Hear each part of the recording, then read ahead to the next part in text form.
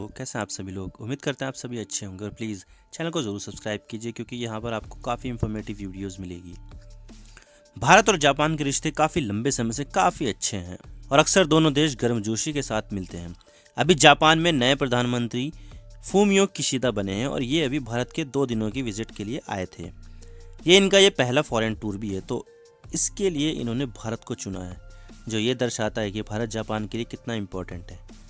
और इसी टूर में जापान के पीएम किशिदा ने एक बहुत ही बड़ा इन्वेस्टमेंट इंडिया में करने की घोषणा कर दी है। ये इन्वेस्टमेंट 42 बिलियन डॉलर का है, जो अपने आप में एक बहुत बड़ा इन्वेस्टमेंट है और जापान का अब तक का सबसे बड़ा इन्वेस्टमेंट है जो इसने इंडिया में किया है। तो क्या है पूरा मामला और जापान भारत में किस तरह से डेवलपमेंट में मदद करेगा, लेकिन उससे पहले हम न्यूज़ आर्टिकल्स देख लेते हैं।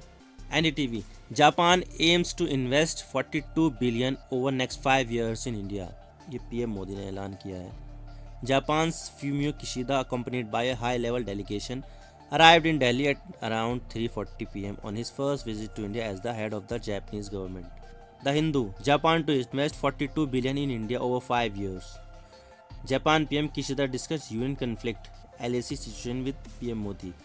यहाँ पर रशिया और यूक्रेन के बीच जो वॉर चल रहा है उसके ऊपर भी बातचीत की गई है और LAC यानी लाइन ऑफ एक्चुअल कंट्रोल पर भी।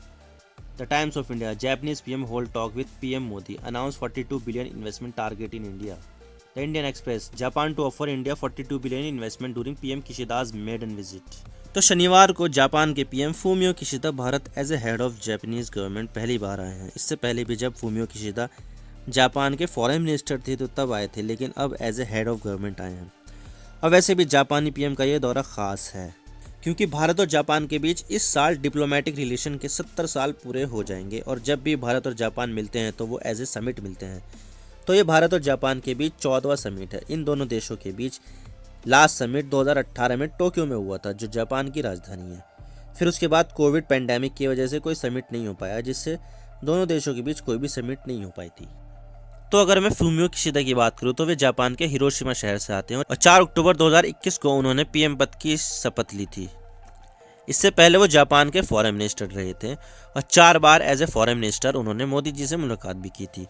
तो ऐसा कह सकते हैं कि वो एक काफ़ी एक्सपीरियंस नेता है और भारत की ज़रूरतों को समझते हैं पूरी तरह से। अगर मैं बात करूं, यहाँ पर जापान ने अब तक के इतिहास का सबसे बड़ा इन्वेस्टमेंट भारत में किया है, जो होता है 42 बिलियन डॉलर। और अगर मैं इंडियन रुपए में कन्वर्ट करूं तो ये हो जाते हैं लगभग 3 से 3.5 लाख करोड़ रुपए, जो बहुत बड़ी अमाउंट है। और इतना ही नहीं, जापान इंडिया में इन्वेस्टमेंट बहुत पहले से ही करता आया है और बहुत से डेवलपमेंट प्रोजेक्ट जापानी सरकार चला रही है। मैं आपको वो बता देता हूँ। जैसे अगर देखा जाए तो अभी भारत में जो फिलहाल जापानीज कंपनियां हैं उसकी संख्या 1455 है। यहाँ पर 11 जापानीज इंडस्ट्रियल टाउनशिप भी है और निमराना राजस्थान और श्री सिटी आंध्र प्रदेश में सबसे ज़्यादा नंबरों में कंपनियां हैं। Japan is the 5th largest source of FDI, यानी कि FDI के मामले में 5वां सबसे बड़ा सोर्स है। Largest supplier of ODA, development partner of India. Several infrastructure projects are under through Japanese assistance, including Mumbai Ahmedabad high speed rail, यानी कि Mumbai Ahmedabad high speed rail जो बन रही है वो भी जापानीज असिस्टेंट की वजह से बन रही है। अभी तो ये अंडर कंस्ट्रक्शन है। और डेडिकेटेड फ्रेट कॉरिडोर, जो जहाँ पर सिर्फ और सिर्फ मालगाड़ियाँ ही दौड़ेगी। Eastern dedicated freight corridor, western dedicated freight corridor, जो जितने भी फ्रेट कॉरिडोर होते हैं उनमें जापान इंडिया की हेल्प कर रहा है। मेट्रो प्रोजेक्ट चल रहे हैं जहाँ पर मेट्रो ट्रेन्स होती हैं जो अर्बन ट्रांसपोर्ट के लिए ज़रूरी होती है। उसके बहुत सारे प्रोजेक्ट चल रहे हैं जापानी सरकार की मदद से, जापानीज बैंक की मदद से, जापानीज पैसों की मदद से। और लास्ट ईयर ही पीएम मोदी ने वाराणसी कन्वेंशन सेंटर, जिसका नाम रुद्राक्ष भी है, उनका इनॉग्रेशन किया था और वीडियो मैसेज के जरिए तब के पीएम योशिहिदे को दिया था। और यहाँ पर दोनों देशों ने एक डिजिटल पार्टनरशिप भी कर रखी है, 2018 में हुई थी ये। कोलैबोरेशन इन स्टार्टअप से जो है टाई अप होगा इनका। और अब तक भारतीय स्टार्टअप्स ने जो भारत में भी काम कर रहे हैं उन्होंने 10 बिलियन डॉलर जो है जापान से उठाए हैं, यानी कि उनसे इन्वेस्टमेंट हासिल की है, जो बहुत ही एक बढ़िया बात है। और काफ़ी सारे दूसरे प्राइवेट सेक्टर्स में जापानीज कंपनियां इन्वेस्ट करती हैं और स्टार्टअप्स में भी। और दोनों कंट्रियां यहाँ पर काफ़ी ज़्यादा टेक्नोलॉजी में भी कोऑपरेशन कर रही है, जैसे कि 5G हो गया, अंडर सी केबल्स, जो फाइबर ऑप्टिक केबल होता है ना जिसके ज़रिए इंटरनेट चलता है, वो टेलीकॉम एंड नेटवर्क सिक्योरिटी, यानी कि जो टेलीकॉम टेक्नोलॉजी होती है उसमें नेटवर्क वगैरह। A workshop on 5G was also held. और यहाँ पे कई सारे प्रोग्रेस हो रही हैं स्किल डेवलपमेंट में भी, जैसे कि Japan India institute of manufacturing चल रहा है, जो 19 है यहाँ पर अभी। 2018 में सिर्फ 8 हुआ था और लेकिन अब तक ये 19 हो चुके हैं, Japan India institute of manufacturing. यहाँ पे कई सारी जापानीज़ कंपनियाँ भी हैं जो इंडियन वर्कर्स को ट्रेनिंग दे रही है कि किस तरह से मैन्युफैक्चरिंग करना है। और काफ़ी सारे इंडिया के जो यूथ है वो जापान में एज ए इंटर्न जा रहे हैं under technical intern training program के ज़रिए। तो बहुत सारी चीज़ें हैं ऐसी जहाँ पर जापान भारत को मदद कर रहा है।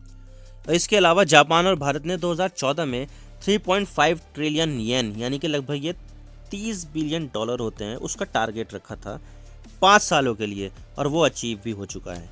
लेकिन इस बार 5 ट्रिलियन येन का इन्वेस्टमेंट है, यानी कि 42 बिलियन डॉलर का, जो फिर 5 सालों के लिए होगा। क्योंकि देखा जाए तो भारत और जापान आपस में स्ट्रैटेजिक और ग्लोबल पार्टनरशिप रखते हैं। लेकिन यहाँ पर यूक्रेन का इशू भी है, क्योंकि देखा जाए तो भारत और जापान दोनों ही क्वाड ग्रुप के मेंबर है और जापान यहाँ पर यूक्रेन की बात भी कर रहा है। तो भारत के लिए ये थोड़ा कॉम्प्लिकेटेड सिचुएशन है, क्योंकि यहाँ पर जितने भी क्वाड के मेंबर हैं उनमें से किसी के साथ भी कोई इशू नहीं है रूस के साथ, लेकिन जापान के साथ ज़रूर है। आप बिलीव नहीं करोगे, लेकिन रूस और जापान टेक्निकली अभी भी वॉर में हैं। दूसरे वर्ल्ड वॉर के बाद से ही जापान ने सिर्फ सीज फायर किया था और नॉर्थ कोरिया को यूएसएसआर के हवाले किया था, लेकिन जापान और रूस ने कोई पीस ट्रीटी साइन नहीं की है अभी तक। तो टेक्निकली जापान और रशिया अभी भी वॉर में है। लेकिन इन दोनों देशों के बीच एक डिस्प्यूट भी है, जो है कुरिल आइलैंड डिस्प्यूट। तो यहाँ पर जापान और रशिया मैरीटाइम बाउंड्री शेयर करते हैं। तो यहाँ पर उन्हीं के ही आसपास कुछ ऐसे आइलैंड्स हैं जिस पर दोनों देशों का डिस्प्यूट चल रहा है।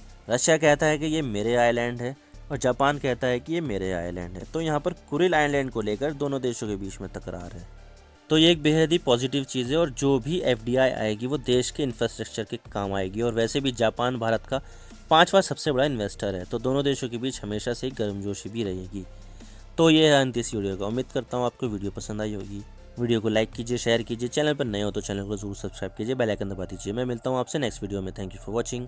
I really appreciate your precious time. God bless you all. Now signing off.